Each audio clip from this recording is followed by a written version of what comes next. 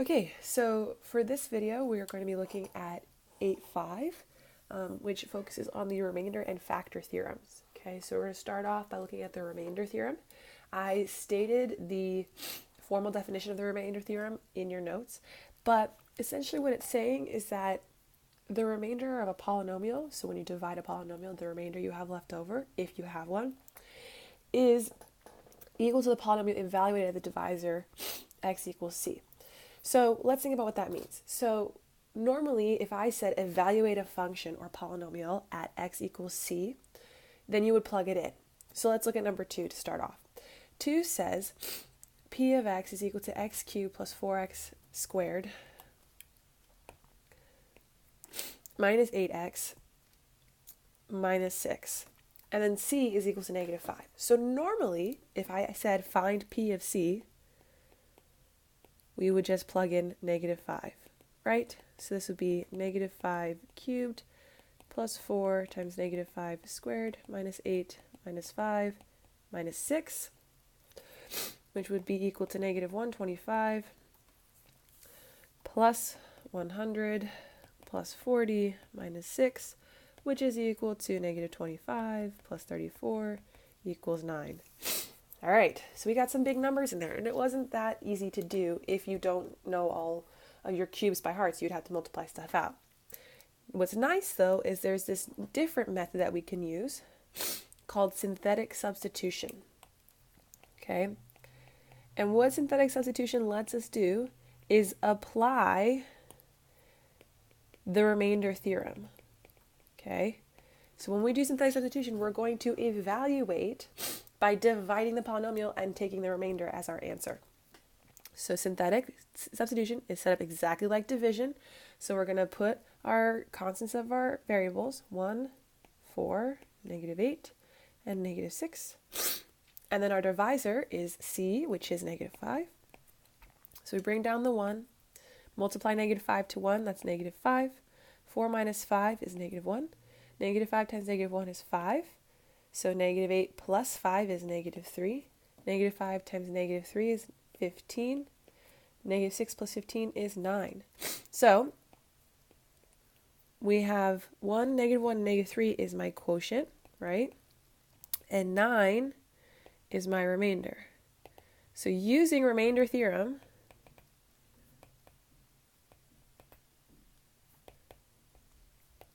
I can say that p of negative 5 is 9.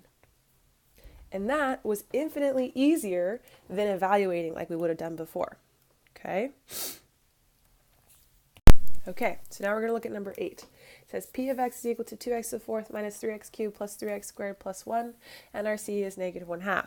Now, in order to do synthetic, we have to have every single variable in decreasing order, right? So we have 4, 3, 2 as degrees, but we're missing the degree of 1. So we have to put in our placeholder. 2x to the fourth minus 3x cubed plus 3x squared plus 0x plus 1, just like we would on the synthetic division and long division that we just did the last 2 times. So we're going to set up our synthetic. So we have 2, negative 3, 3, 0, and 1. And we are dividing by negative 1/2. So we're going to bring down our 2. Negative 1/2 times 2 is negative 1. Negative 3 minus 1 is negative 4. Negative 1/2 times negative 4 is 2. 3 plus 2 is 5. Negative 1/2 times 5 is negative 5/2. 0 minus 5/2 is negative 5/2. Negative 5/2 times negative 1/2 is positive 5/4.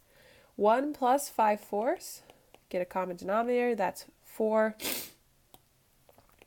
over 4 plus 5 over 4, which is 9 over 4. So my remainder is 9 over 4, or 9/4. So p of negative 1/2 is equal to 9/4. Okay, so now we're going to move on to the factor theorem. The factor theorem I've explicitly stated in the formal definition in your notes, but essentially what it's saying is that Factors are roots of a function only when it is a zero of the function. That is, it makes the function equal 0, and vice versa. By vice versa, I mean that a zero of a function has to be a factor. And the reason why I know it's vice versa is because in the formal definition, it says if and only if. If and only if means the theorem applies both directions.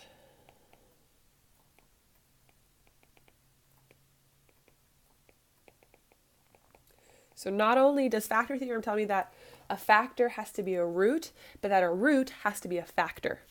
So for 14, we are given t plus square root t of 2, and the polynomial t to the 5th plus t to the 4th plus 4t plus 4. Now, what we're doing in 14 is they're giving us a potential factor, namely in this case, t plus square root of 2. And they want us to figure out, is it actually a factor of the polynomial given? So the way we can check it is two methods. On the notes, I just did evaluation, and then in here, I'm going to do synthetic substitution. So to set up my synthetic, I first need to figure out what my c is going to be. So I'm going to set t plus square root 2 equal to 0. So I have that my t is going to be equal to negative square root 2, or that's going to be my c. And then because I have a feeling this is going to be a long one, I'm going to make my synthetic substitution bar a little larger than usual and space out my numbers, okay? We are currently missing a t cubed and a t to the t squared. So I'm going to add placeholders for each of those. And now I'm ready to put those in the numbers into my synthetic substitution. So I've got 1, 1, 0, 0, 4, and a 4. And then my c is negative square root 2. So I bring down the 1. 1 times negative square root 2 is negative square root 2. 1. Okay, so now let's look at 16. 16, we're doing the same thing as we did in 14, but this time we've got a complex root, okay? So first thing I'm going to do is figure out what my root is, or my c, which is going to be negative 2i. And then now I'm going to set up my synthetic substitution. So that's going to be 1, 1, 4, and 4, and then we're dividing by negative 2i. Bring the 1 down. Negative 2i times 1 is negative 2i. 1 minus 2i is just that, 1 minus 2i. Negative 2i times 1 is negative 2i. Negative 2i times negative 2i is equal to 4i squared, or negative 4. So minus 4. 4 minus 4 is going to be 0, and so I'm left with negative 2i. Negative 2i times negative 2i is negative 4, and so this is 0. So since my remainder is 0, z plus 2i is a factor. Now let's look at 20.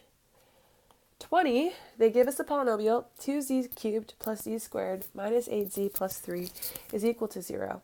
And then they give us one of the factors, namely, in this case, 3/2, okay? And what we want to do is find the other remaining factors, assuming that there are some, okay? So what we're going to do is we're first going to synthetically divide our original polynomial so that we can get a smaller polynomial to work with. So we're going to copy down our coefficients, so 2, 1, negative 8, and 3. And then we're going to copy in our 3/2 as our factor, which is going to be our divisor. So first we're going to do is bring down a 2. 3/2 times 2 is 3. 1 plus, so 1 plus 3 is 4. 4 times 3/2 is going to be 6. Negative 8 plus 6 is negative 2. 3/2 times negative 2 is negative 3, and so that's 0. So what we're left with from the quotient of that is 2z squared plus 4z minus 2 equals 0. And what we're going to do is now we can factor this and figure out the remaining roots. So this quadratic unfortunately doesn't factor, but we can use the quadratic equation, or you can complete the square. It's up to you.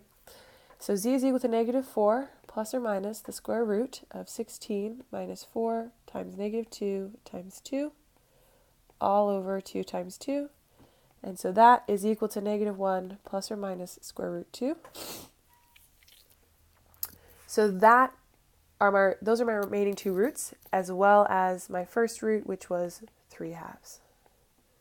So doing this method where we do synthetic division first and then find the remaining roots from there is much simpler than having to factor by grouping.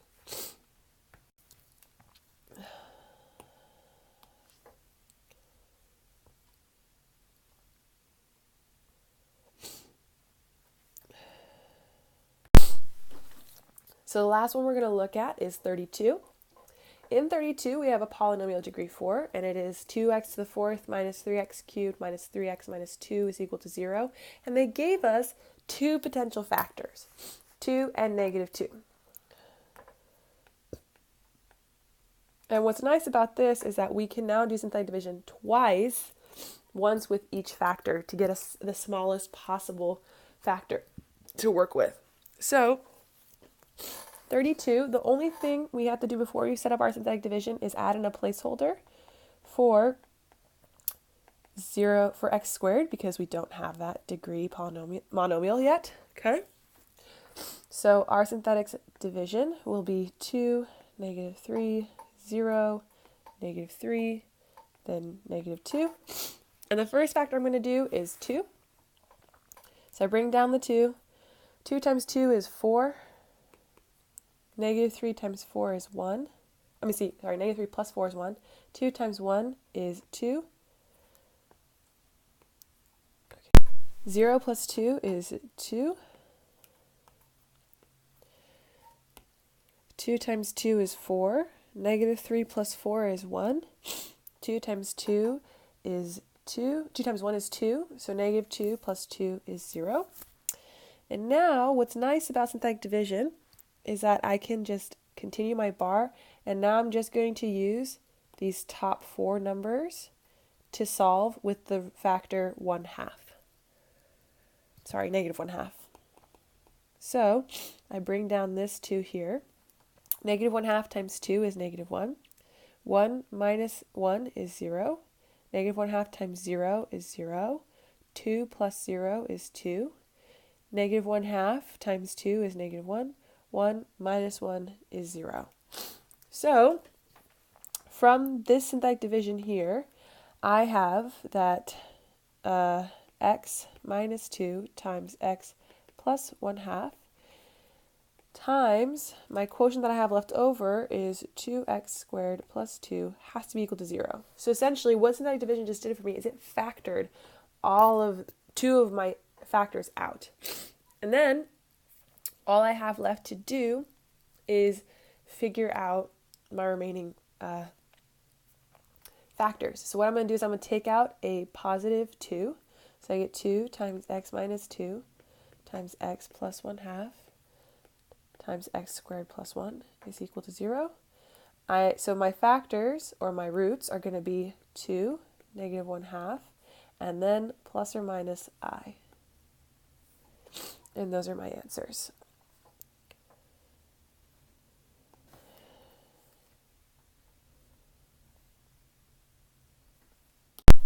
So, classwork is going to be page 375, numbers 1 through 19 odd. I left that part off on the notes. 29 and 31.